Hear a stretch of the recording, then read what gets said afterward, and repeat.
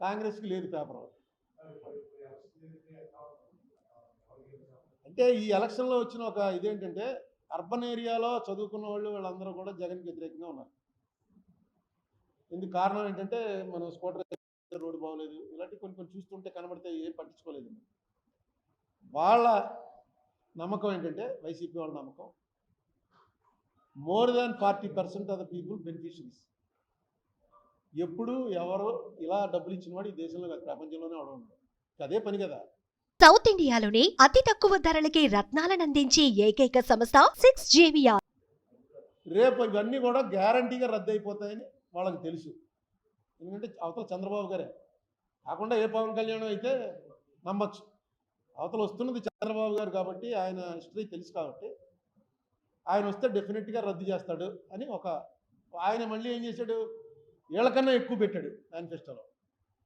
ఓ పక్కన మొత్తం అయిపోయింది, దివాళా అయిపోయింది అన్నటువంటి పరిస్థితిలో స్టేట్ ఉందని చెప్తూనే ఇంతకన్నా ఎక్కువ ఇస్తామని పెట్టాడు. అది ఎలా పాసిబుల్? దాని మీద డిబేట్ జరగాలి. వీళ్ళు ఎంతసేపు నువ్వేదవంటే నువ్వేదవని పెట్టుకుంటున్నారు. కానీ ఆ పార్టీ వాళ్ళు ఈ పార్టీ వాళ్ళు ముఖ్యులు ఎవరైనా వస్తే నాకు నేను దాంట్లో అది మీ పని నేను చేస్తాను. దాన్ని ఏమంటారు, విశ్లేషణ కాదు, మోడరేటా, రోజు కూర్చుని డిబేట్ చేస్తుంటారు, యాంకరింగ్. యాంకర్కి ఏంటి తెలుగు? పిచ్చ పిచ్చ మాటలు కాదు. రాజమండ్రిలోనే నేను ఆహ్వానిస్తున్నాను టీడీపీని, వైసీపీ అధికారికంగా, మీ సమన్వయకర్తలు కాదు, మీ స్పోక్స్మెన్ అధికారికంగా రావాలి. ఎవడో ఒకటి నేను స్పోక్స్మెన్ అని వస్తే కాదు, నేను చేస్తాను. నేను కూర్చుని ఇక్కడే పెడతాం, ఇక్కడ కూడా కూర్చుంటాను. నేను నా ఎలక్షనే ప్రిడిక్ట్ చేయలేదు ఎప్పుడు.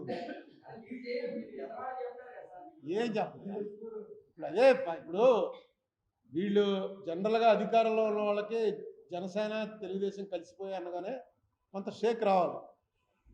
ఎందుకంటే డెఫినెట్గా అది చాలా డెడ్లీ కాంబినేషన్. కానీ చూస్తుంటే వాళ్ళు ఏం షేక్ అవుతున్నట్టు నాకు కనపట్లే. వాళ్ళు ఎవరినైనా అందులో పెద్దవాళ్ళని అడిగితే వాళ్ళు ఏమన్నారంటే, నువ్వు ఒకసారి పల్లెటూరుకి వెళ్ళి చూడుగురు, నువ్వు రాజమండ్రిలో కూర్చుని కబుర్లు చెప్పడం కాదు అంటున్నారు.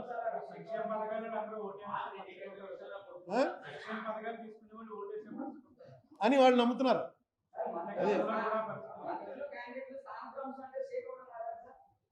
ఇప్పుడు జగన్మోహన్ రెడ్డి ఎన్ని రకాల తప్పులు చేయాలో అన్ని రకాల తప్పులు చేసుకుంటూ పోతున్నాడు.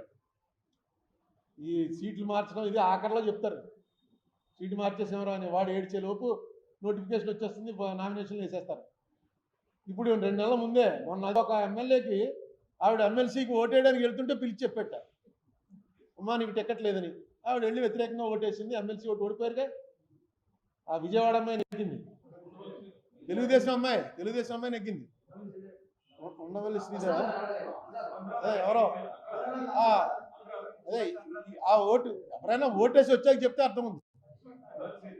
అలాగే ఇప్పుడు చాలా సీట్లు మీకు సీట్లు లేవని చెప్పేశారు. వీళ్ళందరూ రేపు ఏం చేస్తారు, రాజ్యసభ ఎలక్షన్లో ఇంకోటి ఎలక్షన్ సీక్రెట్ పోల్ కాదు, చూపించేయాలి. అక్కడ ఓటు వాళ్ళు ఎవరైతే పార్టీ ఏజెంట్ అక్కడ నిలబడి ఉంటాడో ఆ పార్టీ ఏజెంట్కి చూపించాలి. అంతవరకే ఉంది. పార్టీ ఏజెంట్కి చూపించి వేరే పార్టీకి వేసారనుకో ఏం చేయాలి అన్నది ఎక్కడ లేదు. ఇప్పుడు డెసిషన్ ఏం తీసుకుంటారో ఈ పొత్తులు కూడా ఇప్పుడు ఇదంతా కూడా మోడీ తేల్చాలి. మోడీ అన్నవాడు మన జగన్ అన్నవాడు ఒకటే పరిస్థితి. వాళ్ళ మనసులో ఏమొస్తే చేస్తారు. మోడీ కనీసం అమిత్ షాతో మాట్లాడతాడు, జగన్ ఎవరితో మాట్లాడో ఎవరు చెప్పలేకపోతున్నారు.